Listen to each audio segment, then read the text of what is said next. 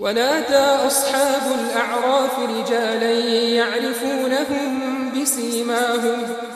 قالوا ما أغنى عنكم جمعكم وما كنتم تستكبرون أهؤلاء الذين أقسمتم لا ينالهم الله برحمة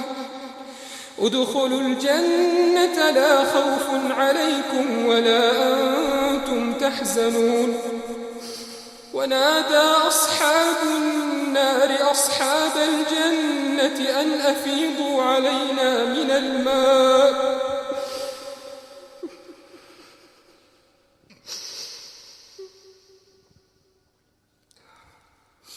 ونادى أصحاب النار أصحاب الجنة أن أفيضوا علينا من الماء أو مما رزقكم الله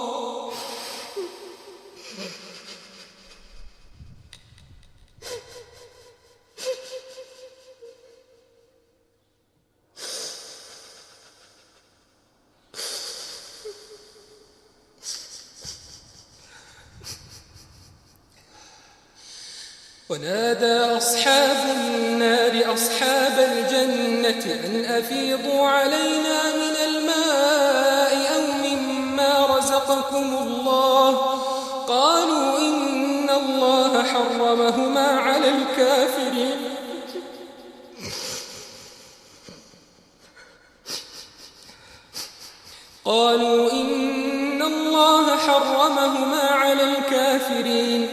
الذين اتخذوا دينهم لهوا ولعبا وغرتهم الحياة الدنيا فاليوم ننساهم كما نسوا لقاء يومهم هذا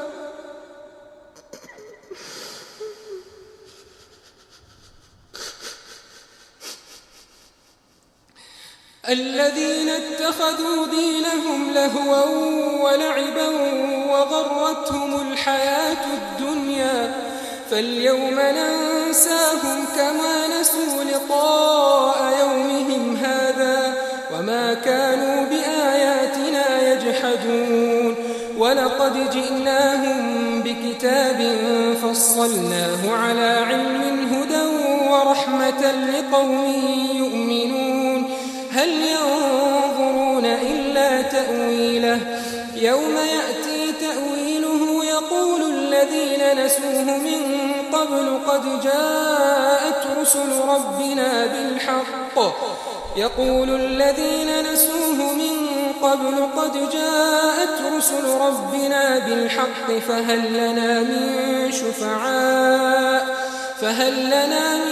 شفعاء فيشفعوا لنا أو نرد فنعمل غير الذي كنا نعمل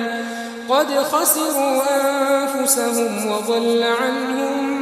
ما كانوا يفترون। और अहले आराफ काफिर लोगों को जिन्हें उनकी सूरतों से शनाख्त करते होंगे पुकारेंगे और कहेंगे कि आज न तो तुम्हारी जमात ही तुम्हारे कुछ काम आई और न तुम्हारा तकब्बुर ही सूदमंद हुआ। फिर मोमिनों की तरफ इशारा करके कहेंगे